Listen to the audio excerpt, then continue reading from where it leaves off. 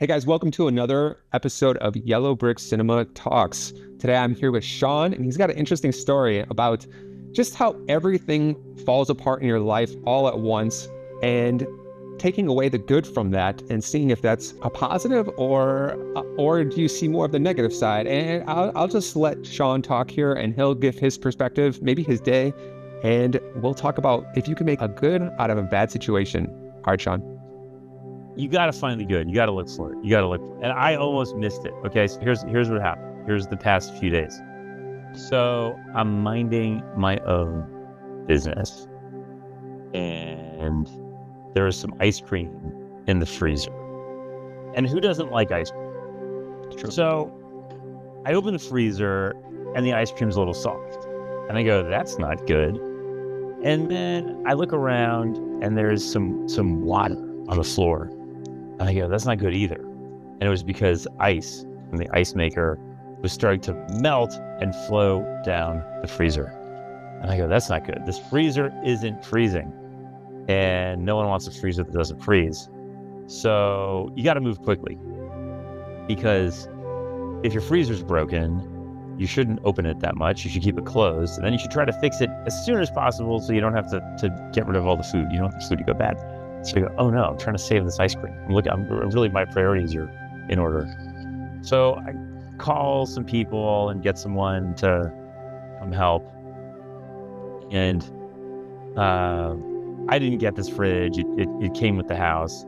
So we find out really quickly, I don't have a lot of refrigerator experience or freezer experience. Find out really quickly, this isn't your normal fridge. It's custom. There's some custom components. It's not one that just plugs into the wall. The pieces of it are spread all over the place. And I'm thinking really like priorities, guys. Come on, ice cream. I can't open this thing very much. Got to keep it closed. And the clock is ticking here. So end up finding someone to come fix it. And really nice technician. But the fix doesn't really go as planned. And he has to dig around and maybe breaks a couple things that you have to fix. It's kind of like working on a car. I never thought working on a refrigerator would be this difficult. And has to do some welding. So it's serious when your day starts with ice cream and someone's like breaking out a welding torch. I've never heard, first off, I've never heard someone welding on a refrigerator, so that's a little sketchy. I don't know about this. I don't know how this is going for me. So but I don't know any. I know a little bit about, but I don't know enough about welding to say I can take it from here. So the welding's going, and I'm not really paying attention, but there ends up being a lot of welding. But by the end of it, the guy who comes over says, check the refrigerator in a little while, right? It should, the parts, the compressor and so forth, have to, a condenser, whatever it is, they have to start working again. Give it a little time, but it's going to work. And I go, okay. And doesn't work. And the ice cream is melting. And I go, oh no, come on. You got to come back. We got to fix it. So it comes back, does some more welding. And in the second round of welding, I notice, oh no, there's like little particles, little ashes, like flakes and so forth from the welding that have floated to different areas of the house, the downstairs. And there ended up being a lot of welding. So there was a lot of flakes. And the guy looks at me and he says, well, I've never seen this before. And I go, okay, maybe it's not the welding. And he says, I've never seen this before because number one, I never do this much welding. And number two, I always do this outside. And I go, wait a second, what? What you did? So it turns out that if you do a bunch of welding inside, you get these little flakes all over the place. So you go, holy smokes, what do we do? And it results in this big cleanup. So we're going from ice cream melting, which is still melting, by the way, as all this is happening, and now there's this and this and this, and then you got to clean up all these flakes, these ashes and these it's acetylene welding flakes. And I go, this just keeps getting out of control. This keeps, what about my ice cream? But in the midst of all of this, completely unrelated to the refrigerator or my priorities, this guy smells something. And we go, what's that? What is it you smell? And he says, hey, that's gas. That's natural gas. And I go, oh no, is the refrigerator leaking gas? He says, the refrigerator doesn't have gas in it. The refrigerator doesn't have natural gas. Something else has natural gas. We got to sniff, and find the source of the gas leak. Ends up finding a gas leak in the stove that had deteriorated over time. These things happen, but you got to have a nose for it, and I clearly don't. So, and he says, trust me, I know what it smells like. We look around, find the source, to double, triple check. We get the actual gas company to come, use their fancy tools, and find the and test whether or not this thing is working. And lo and behold, they confirm, hey, this is a gas leak. It's precisely the kind of gas leak that gets worse and worse over time. It's probably been going on for a little while, but it would be getting very small, and it would be getting worse. And if we didn't catch it now, it would be really dangerous. People could be injured in the future. You could have natural gas collecting in your house, and that's super dangerous. So many bad things could happen. And so an experience that started with, oh, let me just fix this little annoying thing, gets wildly out of control. This breaks, that breaks. There's welding, there's ashes. And I'm thinking, oh, that this is turning into quite the elaborate cleanup. But if it weren't for all of that, no one would have found this gas leak. The gas leak could have really hurt somebody. So I went from feeling down about the whole thing to being extremely grateful. Long story short, the ice cream completely melted. Didn't get to have any of it, but solved this gas leak problem. And we're still cleaning up these little ashes all over the place. But we're grateful that they're there, because that's the reason that someone else who is very talented and very qualified found this gas leak. So, is there a lesson in this? Number one, don't let ice cream sit too long in the freezer, or if you, I mean, this is probably gonna be my excuse to eat. My wife will come down and say, "Why are you eating all this ice cream?" And the reason will be, well, it could melt. if the freezer breaks again, we gotta take it while we got it. But the other thing is people say broadly things happen for a reason. I don't know, but that's a much bigger discussion. I cannot believe how grateful I feel because this guy found this leak, and I to the point where I don't mind scrubbing and cleaning up these little ashes, because it led to this dramatic improvement in our lives. So first of all, do you have anything? Do you relate to that? Have you noticed the same kind of thing ever in your life? Okay. First off, just to clarify, I think he was. I think since you said acetylene torch, I think he was tinning the copper pipes, maybe in refrigerant. So that's maybe why I'm thinking, when I'm thinking welding, I'm thinking like, little welding steel together and crazy stuff. And I'm like, oh my God, what the hell is he doing? But I think it was oxyacetylene. Oh, okay. It's like a hybrid of soldering and welding, but it's not like my soldering iron, because I have a soldering setup. It's not like that. Yeah. But it was definitely, and there was no masks. There was no cotton welding shrouds. That would mean you bought the wrong refrigerator. Yeah. Right. If it's like a guy, and he's like, all right, listen, this place might burn down, blah, blah, blah.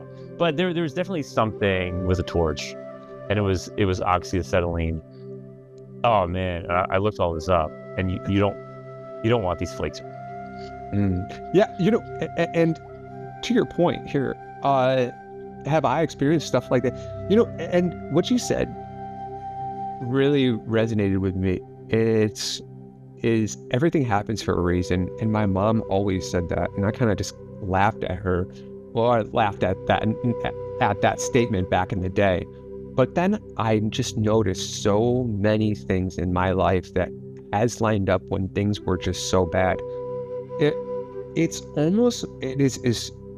is so odd of how many bad things just would happen all at once, and I just felt like there was nothing. I had either I was left with nothing. I felt like nothing of myself, and all of a sudden it just was this one thing that came out of nowhere at the perfect timing, and I do feel like sometimes things do happen for a reason. Maybe we're in a simulation. I don't know, but it is very it's very strange how things do happen like that, and maybe I don't know. But I do think that things do happen for a reason. I mean, I have to believe it at this point where, well, I don't know whether we're in a simulation, whether there's a higher being or whatever it is, but it is strange that how things happen. And I think that I live through situations all the time where there's a lot of bad things that happen, and whether or not they're severe or not. I mean, in my free time, I build electronics, I try to design electronics, I try to do stuff like that, and there are so many things that go wrong, so many things. I get so frustrated. I'm just like, it just feels like a never-ending thing, and then something good happens out of it, and you know, at the end of the day, I think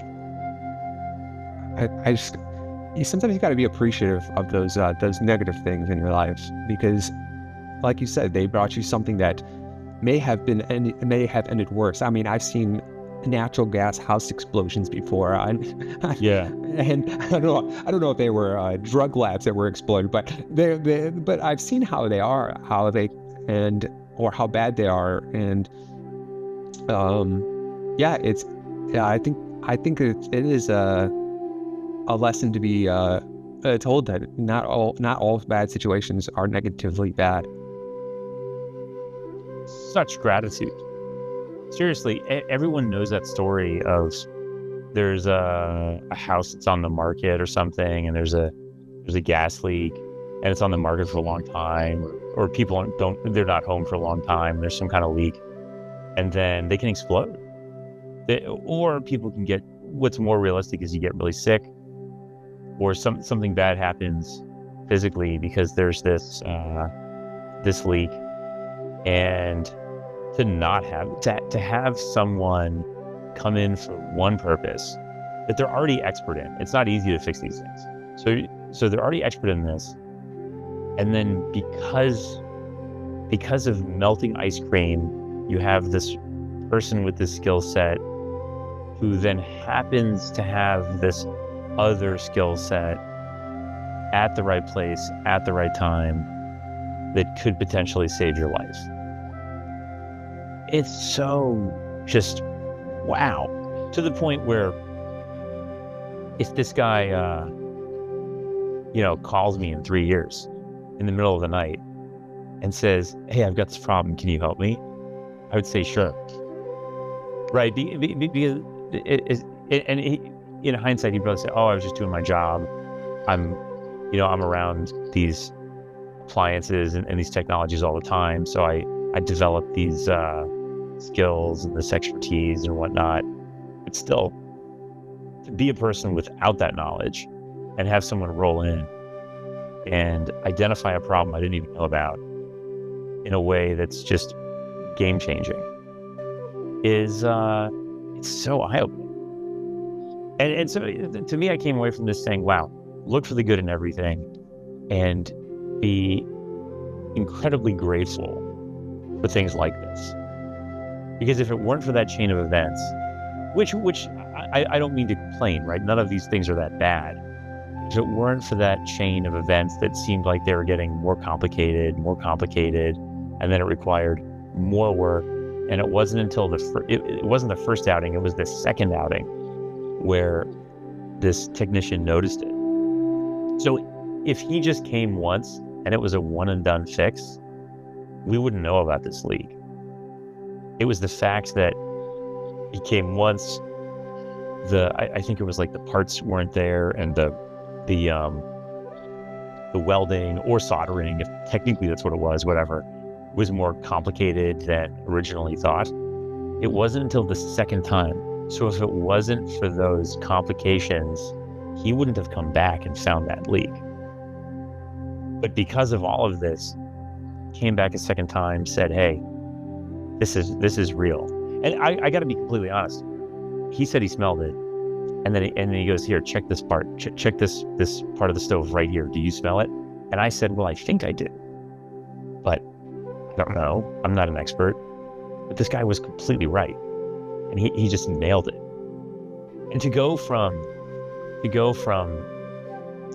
focusing on whatever he was doing to catching a hint that something completely unrelated might be wrong, and then pursuing that, and then confirming it, and then we get an expert to who only does that to come in and double confirm it with their tools.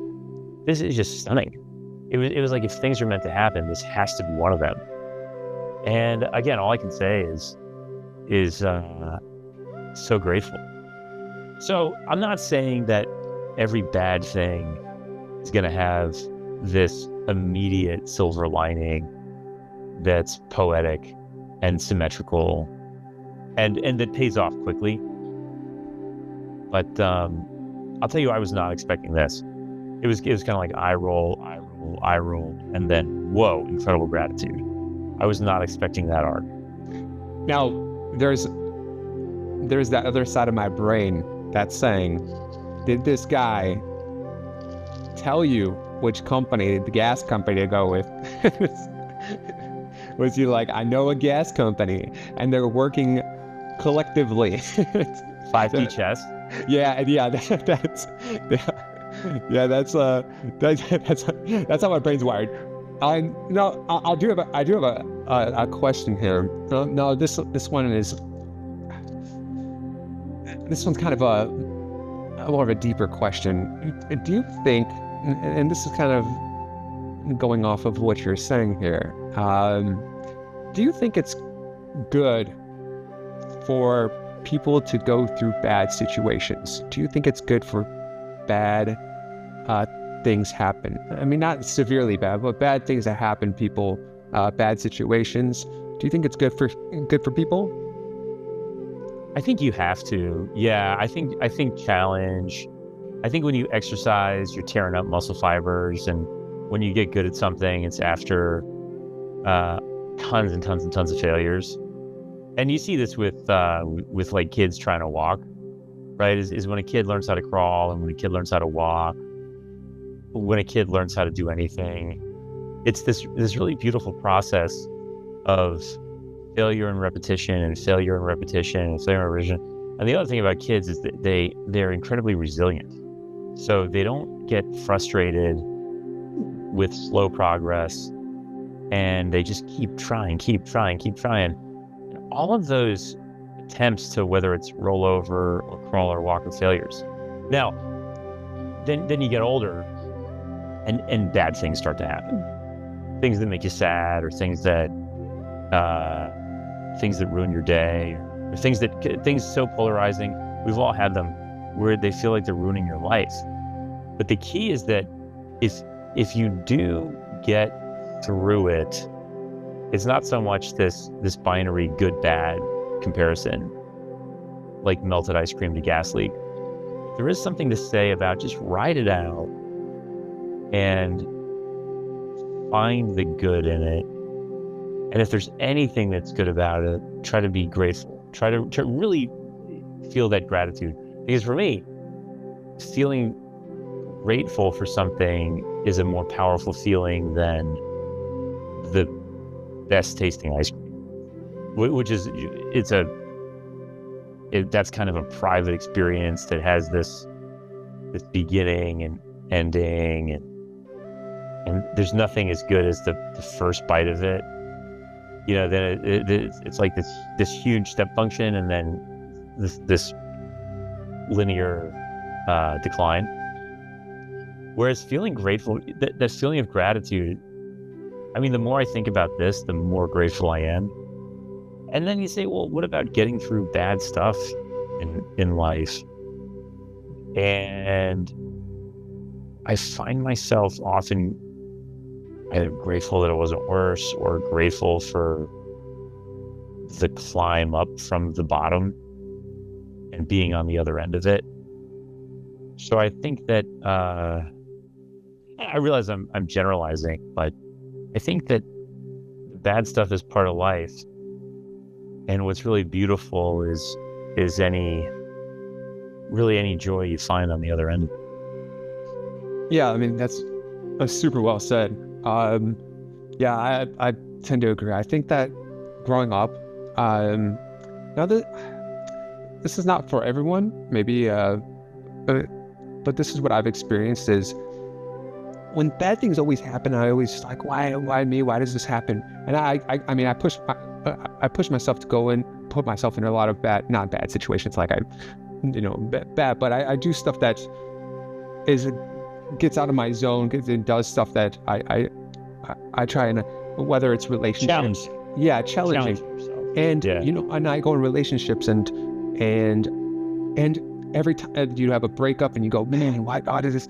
But every time, all those are, I look back and I go, these are all lessons, and they built the character who I am today. So I do think that all my hardships that I've gone through, whether it's many jobs, whether it's many relationships, as long as you take a piece of that as a learning lesson and you've applied it to moving forward, I think that just builds not only your character, but I think it's just better for you. You become a better understanding person. You become more empathetic. You become more,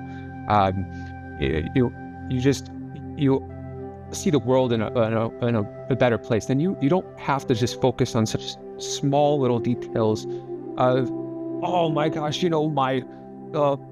this guy came close to my car today. I'm so mad. Say you just think about, like, I just have, I think you just have a more gratitude for the general life sense when you have a lot of bad things that happen to you and you take away from it and you go, you know what, at least I'm living. Like, I always say, yes, I always say to myself, I could lose everything. Everything could disappear in my life. And then I just go, I don't care. As long as I'm living and I can just, I have everything I need. I've experienced things. I've been through hard, the worst and the best. And I have this great, huge scale of good and bad. And so I just take away with, if a bad thing happens, I'll get mad at the moment. But at the end of the day, as long as I'm still living and breathing and moving forward, and that's what ultimately is good. And I know there's going to be bad things that happen in the future, but I have to understand that there's going to be good behind it. And there's always going to be good to follow it.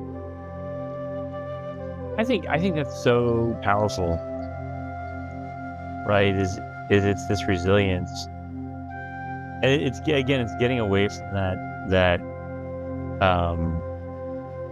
there's really polar extremes when you're really young of, can you crawl or not? Can you walk or not? Right? Can you learn how to tie your shoes or not? These aren't good things or bad things. These are just failure, challenging yourself, constantly being outside your comfort zone.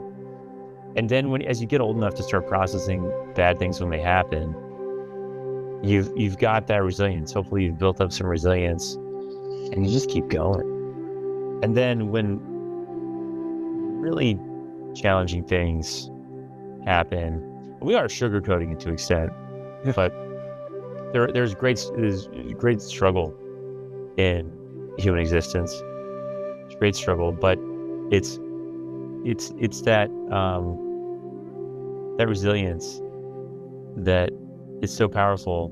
But something else I'll say is just thinking about it now, it's almost like people get more involved in the smaller things because they're not existential, and they don't cause you to pause or freeze. You actually, if someone scratches your car or whatever, or blocks you into a parking space, then you almost have the luxury of overreacting to it and focusing on the bad. But when things happen that are real wipeouts or just real tragedies, right? Just terrible, no two ways about it, you're almost compelled to look for the good or remember what you're grateful for, because that's the only way you're going to get through it. Yeah, it's like doing something enough. You know, if let's say someone hits your car 20 times, you know, your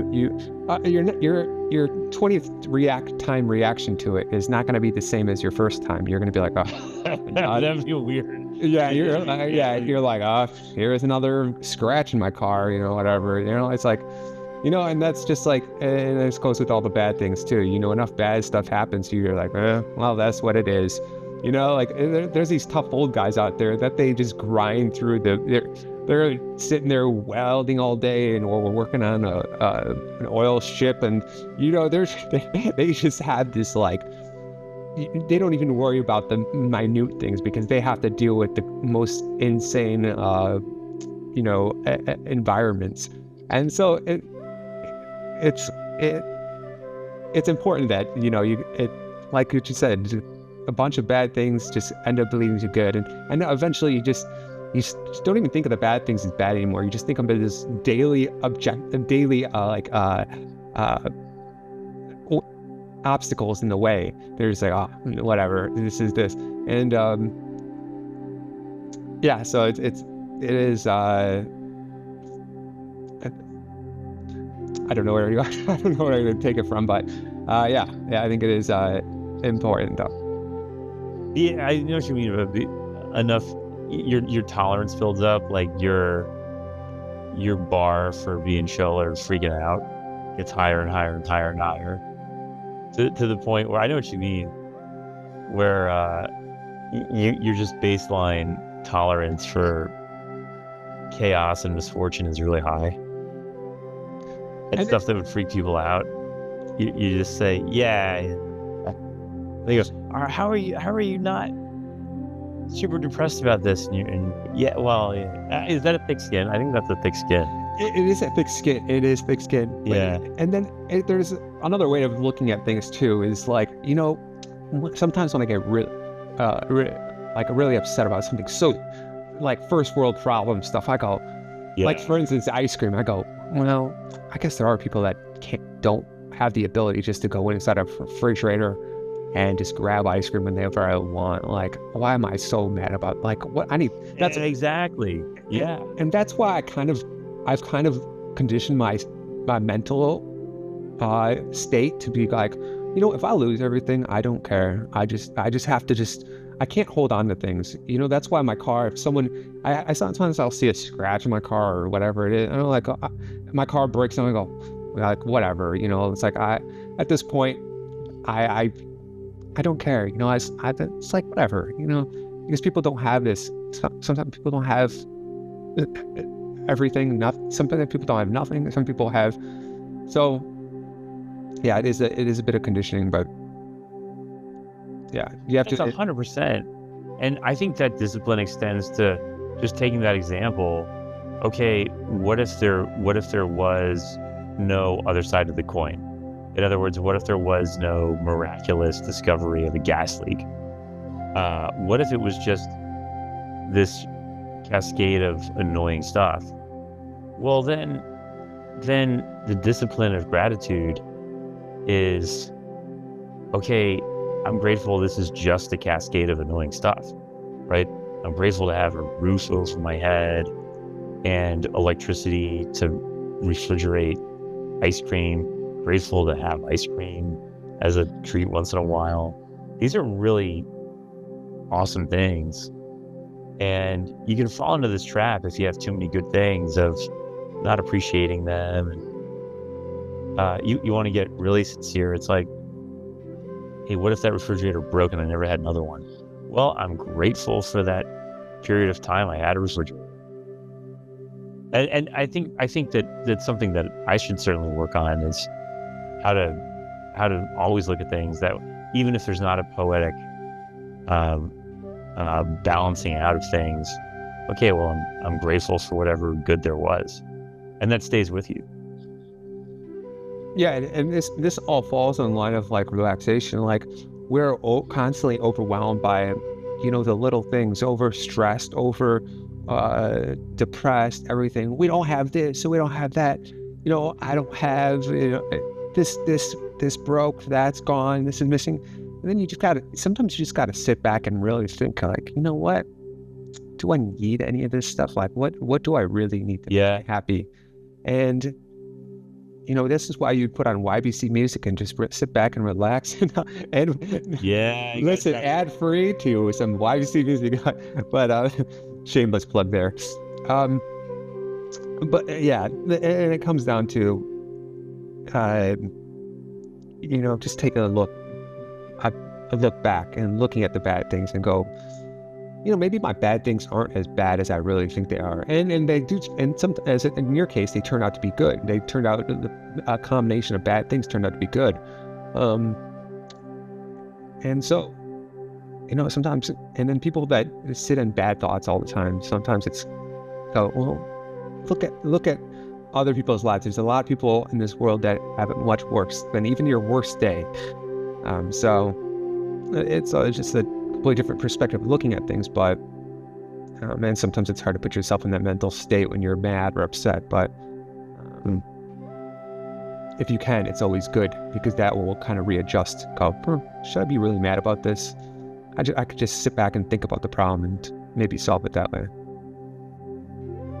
I would say to put it out there, if anyone's going to drop a comment, just let it be any kind of connection to this, whether it's something you're grateful for or something people should look out for in their own lives to be grateful for, or just relating to the experience at all.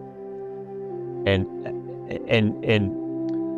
sharing that experience with other people, helping other people find things that they're grateful for that puts a big smile on their face, bigger than any kind of sensory experience, right? That feeling within yourself of gratitude that grows, whereas sensory experiences or whatever it is, any kind of indulging in something declines. That feeling of gratitude grows, and now I know that I want to be as helpful to other people as this refrigerator technician was me. I think that's part of being grateful for things, paying it forward. And I think your words kind of are almost like an inspiration to people. I mean, I think that's this talk in itself may just have done that effect. Maybe someone will sit there and go, you know what, maybe that wasn't as bad as I thought it was. Maybe this is what I needed. And I think what you just said is super important and wraps up exactly, just that is, although you might have a bad day with a bunch of things that all the dominoes are collapsing, that the good could turn into a bad. And the good could have just been listening to this and realizing that maybe you just need to hear something that just opened your eyes a little more to seeing the world as a whole or your problems and go, you know what? Maybe this changed your perspective. This was awesome. I really enjoyed this. I hope that Sean was able to finish his ice cream and not let it melt all the way. It didn't make it. It was sad. Yeah. I got, you know what I should do is I should send that guy some ice cream. I mean, it didn't make it. It just made it into your stomach. That's where it made it. You just had to finish it off really quick. So, well, yeah. I mean, in hindsight's 2020. But hopefully, if you're listening, we've shared those good vibes. And one thing we're very grateful for is our listeners. So whether it's us talking or just awesome, relaxing music, very grateful for all of you. We sincerely appreciate everything, guys. If you've listened to this end, please drop a comment. Let us know that you watched us. Tell us what you thought about this and what you'd like us to talk about in the future. And again, thank you, Sean. And we will see you next time, or next week, I should say. Good times. Awesome. Thanks, guys.